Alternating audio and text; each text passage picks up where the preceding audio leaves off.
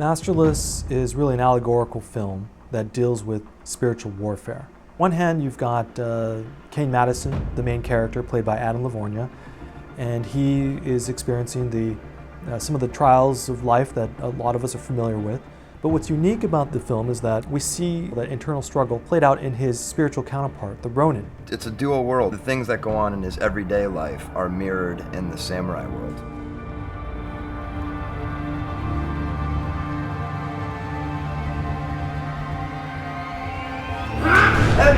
When Kane's wife falls ill and he gets laid off of work, he goes on this journey of faith. In a similar way, the Ronin then is prompted to strike out and go on a journey looking for the great tree and the master beneath. There's a lot of underlying themes to the film that, you kind of just have to, look a little bit deeper.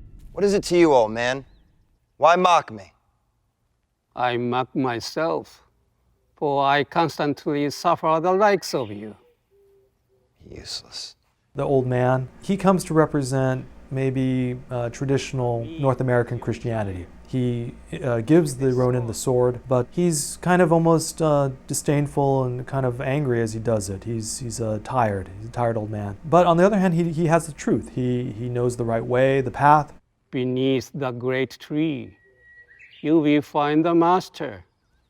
He will give you your fill. So while the old man definitely holds the truth, when the Ronin is laying dead on the ground, having been poisoned by the madam, it's not the old man who comes to rescue him, but the love of the Holy Spirit. All at once, an angel touched him and said, "Get up and eat." Kane is an atheist. She is Catholic. When they first met, but their relationship, they start drifting apart as her faith grows stronger.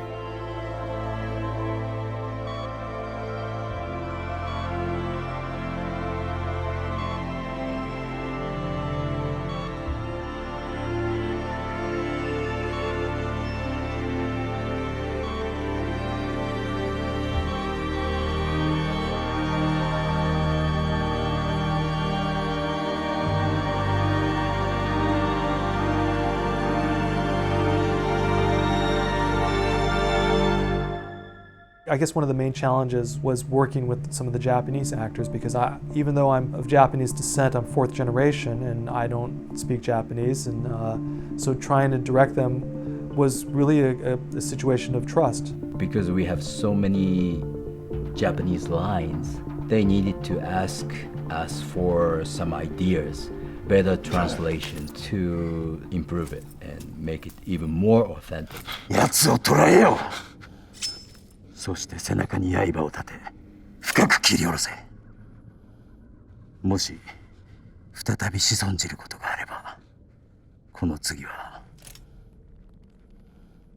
お前の身をもって教えてやろう。 I knew Craig for quite a while, since 2006, 7, the last short film that he directed, I was in it. So I really knew him and I trust him big time.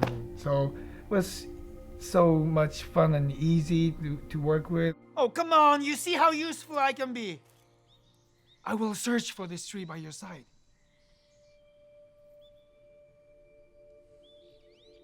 Come on then. The main two characters that interacted the most, Adam Lavorgna and Yutaka Takeuchi, were in some ways kindred spirits. They were just kind of goofy guys and joking around a lot, so they had a lot of fun, and I think that fun made its way into the cut, into the film. How'd you do that? I don't know. I have always been able to do it. You're indeed a useful one. I can turn it blue. You wanna see it? No, please don't. What are you doing? This guy, he's like like a beggar. That really unleashed my wildness.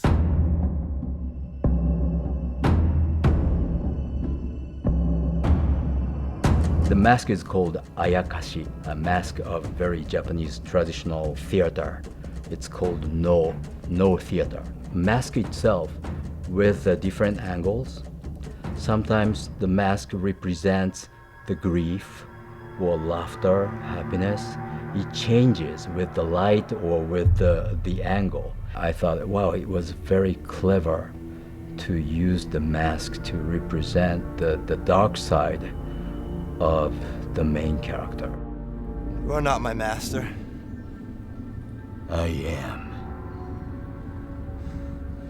No, that is a lie. Are you sure?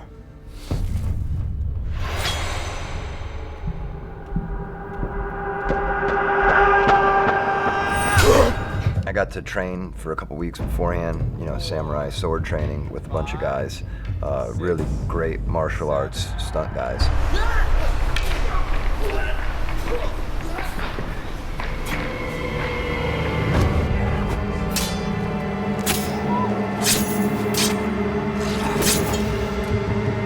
One of the things that the shooting, the whole thing surrounded by the blue screen. I think there was one day they had a 50 or 60 sit-ups. I just had to keep telling myself, now it's daytime, nighttime, Yeah. and facing that direction is, well, this time, I had no idea where the sun was located. It's a bit, you know, it's strange. You're in a studio on a stage and you're acting to, you know, imaginary this, and you're picking a spot on the wall and you're, you know, just go for it and trust the director. Yeah, it was a blast, totally new.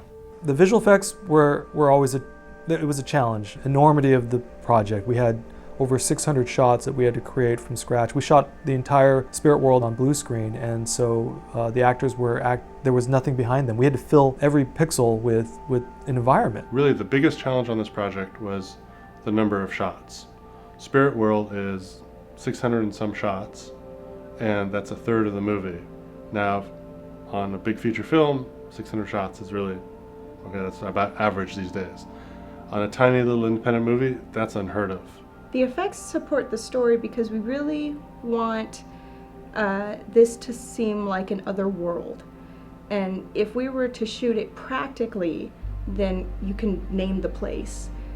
We wanted this to seem more like a spirit world, a place that you can't actually go to, because the spirit world is supposed to be his struggles internally.